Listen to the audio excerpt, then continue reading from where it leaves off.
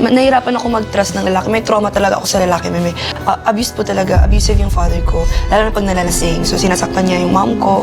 And then ako din po nasasaktan. Kasi nagaganon niya ako. Kung mahirap po pinagdaanan ko, mas mahirap yung pinagdaanan ng nanay ko. Kaya hindi ko sila maiwan-iwan. Kasi ano ba naman yung pain ko? Sa pain ng nararamdaman ng nanay ko. Gusto ko kung kaya ko po tanggalin yun in one snap, gagawin ko yun. Sa likod ng mga ngiti at pagpapasaya, may kwentong di alam ng karamihan. Si Shuvi Etrata, akala natin laging masaya, pero halos mawala na pala ng pag-asa.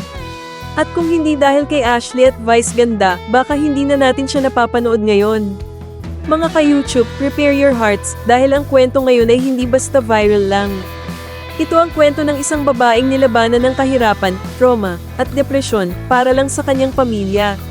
Pero bago ang lahat, i-like mo na ang video. Mag-subscribe ka na rin at i-click ang bell para updated ka sa bawat kwentong buhay na hindi mo dapat palampasin. Ang biglaang pagbisita. Alam nyo ba, kamakailan lang bumisita si Vice Ganda sa kondo ni na Ashley at Shuvi. At ang dahilan? Curious daw si Ashley sa isang TikTok search na nagpakita kung gaano kaganda si Shuvi Etrata. Nang magkakilala na sila, agad nagka-vibes ang dalawa.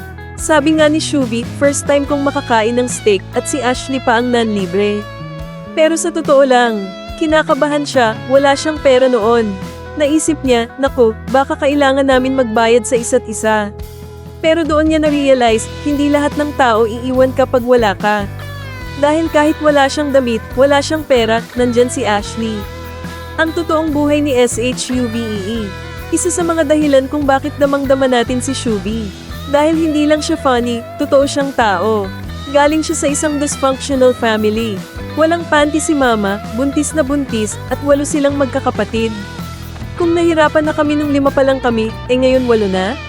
Bakit pa nadagdagan? Kwento niya. Puno ng trauma ang kanyang kabataan. Abusive daw ang tatay niya, kapag lasing, nananakit. Minsan pati siya damay. Pero kahit ganon, napatawad pa rin ni Shuvi ang kanyang ama sa loob ng bahay ni kuya. Forgiveness is freedom, ika nga. Sa totoo lang, si Shuvi, ayaw talagang magkaanak dahil sa takot, sa trauma, sa sakit.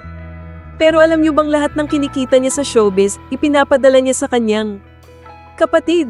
Kahit wala siyang sariling damit, naghihiram lang kay Ashley, basta mabigyan lang ng maayos na buhay ang pamilya.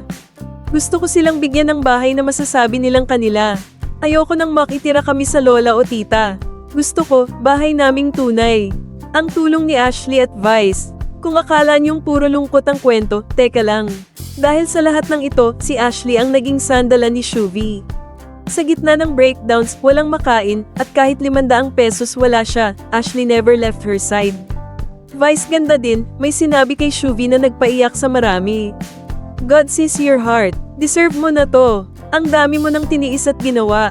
Kaya mo to. Ayon kay Shuvi, kung wala si Ashley, baka bumalik na siya sa Bantayan Island, at baka wala na tayo ngayon kay Madam Shuvi. Ang mga netizens, grabe ang suporta. Ashley is a real one. Hindi lang siya basta kaibigan, para siyang pamilya kay Shuvi. Deserve ni Shuvi ang lahat ng blessings. Sobrang inspiring ng journey niya.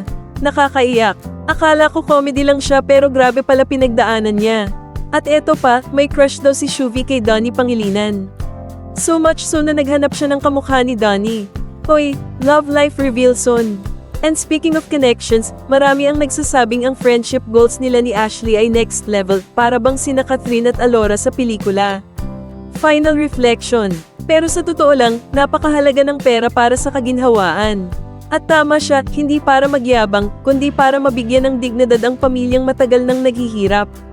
Ang goal nila ng mga kapatid niya, makaalis sa impyernong bahay, makatikim ng pagmamahal, at magkaroon ng sariling tahanan.